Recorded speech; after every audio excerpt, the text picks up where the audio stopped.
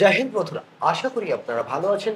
আমি আপনাদের বন্ধু এক্সোলজার ফিরদৌস বলরাম। আপনারা হাজির প্রি ডিফেন্স একাডেমিতে।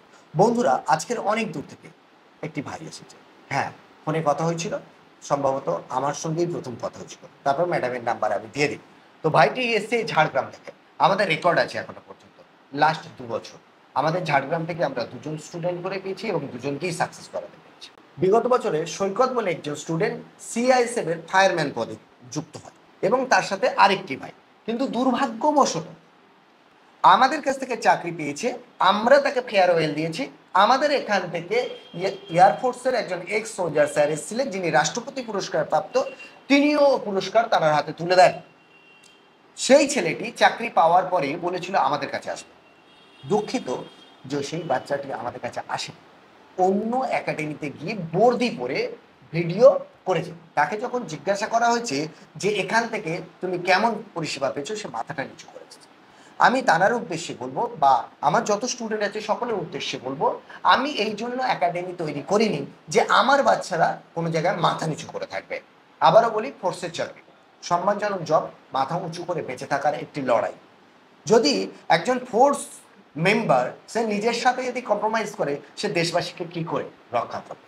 আবারও বলছি, এমন একটি পেশা যেখানে নিজের জীবন পর্যন্ত বাজি রাখতে হয়। সেই জায়গা থেকে দাঁড়িয়ে ঝাড়গ্রাম থেকে আজকের একটি নতুন ভাইকে পেয়েছি। নাম কি, বাড়ি কোথায়, জেনে নেব। তার কাছে আবেদন থাকবে, ও চাকরি পেয়ে যেন আমাদের সাথ দেয়। অর্থাৎ আমরা যে কষ্ট করে ওকে তৈরি করছি, বহু প্রতিষ্ঠান আছে এখন ব্যাঙের ছাতার মতো প্রচুর গজিয়ে উঠেছে, কিন্তু কেউ বলতে পারে না যে আমি এতদিনে সাকসেস করাবো।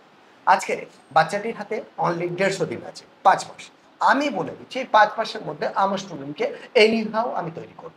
যদি না করতে পারি, আমি, ও চ্যালেঞ্জ কোর্সে ভর্তি হয়েছে, ওর ভর্তি ফিস 25,000 টাকা, আর সেই টাকাটি আমি ওকে রিফান্ড করবো। সেটাই বলেছি তো। এবং মুখের কথা বল, ও কিন্তু স্ট্যাম্প পেপার পেয়ে যাবে। আপনারা একটু পরে থাম্বনেলে ওটি দেখতে পাবেন। তো স্ট্যাম্প পেপারও পাবে, ওর সিগনেচার হবে, আমার সিগনেচার হবে, এবং একাডেমির সিল সেখানে থাকবে। আবারও বলছি, আমি বলিনি যে আমি সকলকে চাকরি পাবো, আমি বলিনি আমি প্রত্যেককে পাশ করাবো। আমি বলেছি আমার এখানে থাকাকালীন যদি কোনো স্টুডেন্ট ফেল করে, তার দায়ভার একাডেমির। কারণ একাডেমি তাকে দায়িত্ব নিয়ে তৈরি করছে। ও জানে না বলে আজকের 200, 300, 500, 700 কিলোমিটার দূর থেকে আমার কাছে এসছে, অর্থাৎ আমার ফেস দেখেই এসেছে। অর্থাৎ এই ফেল করলে তার দায় এবং দায়িত্ব আমার থাকবে। সেই জায়গা থেকে দাঁড়িয়ে আমার আবেদন থাকবে, যে সকল বাচ্চারা একাডেমিতে আছে বা যারা আসতে চায়, তারা যদি পরিশ্রম করতে পারে তাহলে আসবে। আমি আগামী 100 দিনের মধ্যে, আমি আগামী 100 দিনের মধ্যে ওই বাচ্চাকে একদম যোগ্য একজন স্টুডেন্টে পরিণত করব, এবং ওর গায়ে বর্দিটি তুলে দিয়ে আমি মনের দিক থেকে শান্তি পাবো এবং একটি সুকুন পেয়ে যাব। আশা করি সেই দিনটির জন্য আমি কিন্তু এই একাডেমি তৈরি করেছিলাম। প্রথম টার্গেট ছিল অনলি 100 স্টুডেন্টকে কিভাবে ফোর্সে পাঠাবো, যেদিন চাকরি থেকে এসেছিলাম। কিন্তু আজকের এই খিদেটা বেড়ে গেছে, 300-র অধিক বাচ্চা সাকসেস হয়ে গেছে। বিগত 1 তারিখেও আমাদের একজন জয়েন করেছে ফরেস্ট ডিপার্টমেন্টে, এবং সংখ্যাটি 314 হয়েছে। আজকের আবারও বলছি, এই বাচ্চারা যখন সফল হবে, শুধুমাত্র এদের পরিবার আনন্দ পাবে তেমন নয়, সাথে সাথে আমরাও অনেক বেশি উচ্ছ্বাসিত হব। এবং সত্যি বলতে এটাই পরম পাওয়া, সফলতার পাওয়া। ও সফল হলে ও আনন্দ পাবে এবং আমি ওর গৌরবে গৌরব মণ্ডিত হব। তো ভাই, তোমার নাম কি, কোথা থেকে এসছো, যদি একটু জানাও। আমার নাম ধুলেশ্বর বেরা। কোথা থেকে এসছো? ঝাড়গ্রাম থেকে এসেছি। ঝাড়গ্রাম। কোথায় ঝাড়গ্রামে বাড়ি? গোপীবল্লভপুর। বাড়িতে কে কে আছে? বাড়িতে আমি, মা। তুমি আর মা? বাবা? বাবা নেই। সরি। পাশে কে আছে? পাশে আমার বন্ধু। বন্ধু? তা বন্ধু চাকরি পাওয়ার পরে মনে রাখবে তো? হ্যাঁ। ও পিএপিতে ডাকবে তো? হ্যাঁ। আচ্ছা বাবা, এটা কি, এটা কি,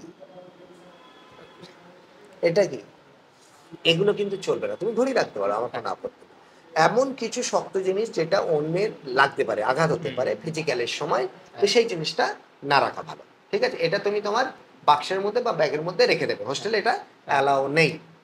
আজ থেকে তোমার পুরো দায়িত্ব আমার। তুমি গার্জেনকে, তোমার মাকে ফোন করে বলবে, এবং তোমার সকল সুখ দুঃখের সাথে টিল নাও, অন্তত এক্সাম পর্যন্ত বা এক্সামের পরে তোমার সফলতা পর্যন্ত আমি তোমার বড় ভাই হিসাবে তোমাকে গাইড করবো। ঠিক আছে, কিছু বলতে চাইবে? তুমি আমাদের সোশ্যাল মিডিয়া থেকে দেখেছিলে, তাই তো? যাই হোক, যদি কোনো বাচ্চা ঝাড়গ্রাম বা অন্যত্র থেকে আসে কি বলবেন, বিশেষ করে ঝাড়গ্রাম থেকে, কারণ আমার দুজন লাগবে, একজন এসে গেছে। আসতে বলবো ওদেরকে। আসতে বলবে? হ্যাঁ, কিভাবে বলবে? আসবে, আমার বন্ধু একটা আসবে, কিছুদিনের আসবে। মধ্যে আসবে। তো দুজনেই হয়ে যাবে তো, হ্যাঁ। আর কাউকে এই আর ঝাড়গ্রাম থেকে কেউ এসো না, ও আর ওর বন্ধু আসছে, ঠিক আছে? ওদের দুজনেই সাকসেস হয়ে যাবে, তাহলে আমার কোটা পূরণ হয়ে যাবে। চলো, আসলে খুশি হব। ভালো থাকবেন, ভালো থেকো। জয় হিন্দ, জয় ভারত।